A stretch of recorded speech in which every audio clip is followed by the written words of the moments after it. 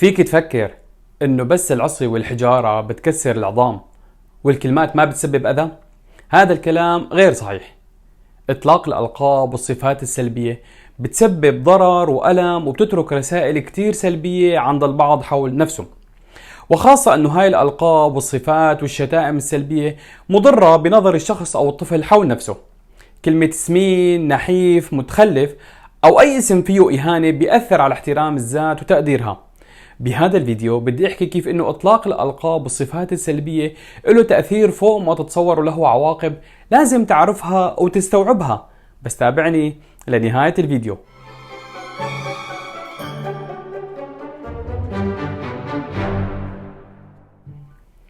السلام عليكم، مرحبا، اهلا وسهلا فيكم جميع. اطلاق لقب سلبي يعني هو لفظ بيكون مسيء ومهين، وهو هذا الشيء كتير منتشر بين الأطفال يلي بيعتبر هو إغاظة أو شكل من أشكال التنمر. للأسف هذا النوع من الكلام بيكون جارح وبيضر بإحساس الطفل، وخاصة وقت الموضوع بيتعلق بشكل الطفل، يعني يا سمين يا غبي. وبحالة الطفل بيظن نفسه مع استمرار هاي الكلمات إنه هو غير مقبول أو ناقصه شيء ومختلف عن البقية. للأسف هاي الألقاب ما بتمر بسلام، ممكن تترك عواقب على الضحايا، سواء هؤلاء الضحايا كانوا أطفال أو صاروا كبار. منها ممكن هاي الشتائم بتأثر على احترام الذات، والضحية ما عاد يشوف حاله بشكل واقعي.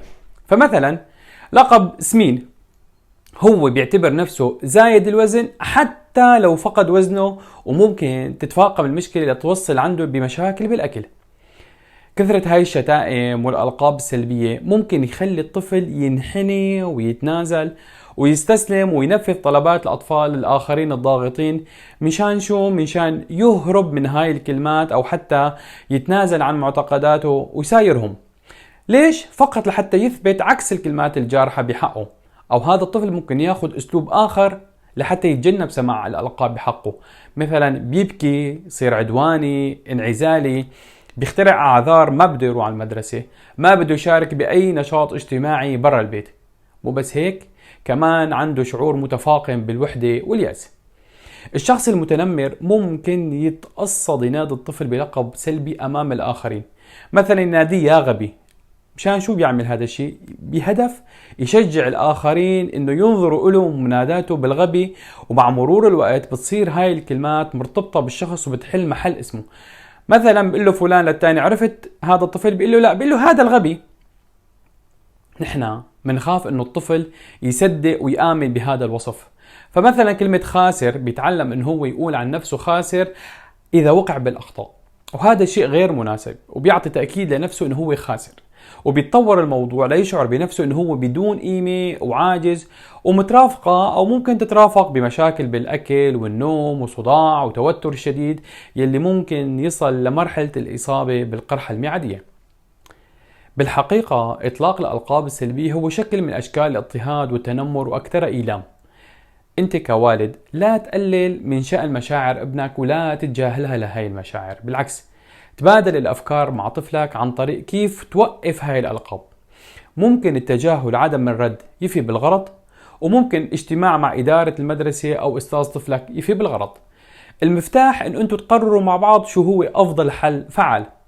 لكل طفل أسلوب بالحل، مثلا الابتعاد والتجاهل ممكن يناسب البعض، طلب المساعدة ممكن يناسب البعض الآخر. لا تنسى حتى الطفل المتنمر على طفلك بيكون هو أيضا عم بيعاني من هذا الموضوع. إذا في طفلك فهم إنه اللي عم بيطلق عليه اللقب هو غير محترم وهو ليس محل ثقة، هذا الفهم بيعطيه نتائج فعالة وبيخلي طفلك يتجاوب بإيجابية مع هاي الألقاب. بالنهاية أنا بحب أقول أكيد أنت كوالد بتتضايق إذا عرفت إنه طفلك في مين عم بيطلق عليه شتائم أو ألقاب سلبية، لكن مجرد معرفتك أنت بتقدر بتساعد، تهتم وتاخذ الموضوع على محمل الجد. وهذا مصدر راحة كتير كبير بيكون لطفلك، انه هو كان يخشى لومك او انه هو يكون سبب المشكلة انت تقول له، او انه تقول له انه هاي مو مشكلة كبيرة. لازم يعرف طفلك اهميته وقيمته ويتعلم طرق فعالة بالرد والاستجابة، وهذا هو المهم. مشان هيك مشتركي قناة الكرام، اذا عندكم اسئلة او استفسارات متعلقة بموضوع الحلقة، او حتى اذا انتم او اطفالكم تعرضتم لقصص متعلقة بالمنادات بالألقاب السلبية سابقا أو لحد الآن، اكتبوها إلي أسفل هذا الفيديو بخانة التعليقات. ولا تنسوا تشاركوا الفيديو مع المهتمين وخليني كمان أعرف آرائهم. وإلى لقاء قريب بفيديو جديد إن شاء الله تعالى. تحياتي لكم جميع، سلام.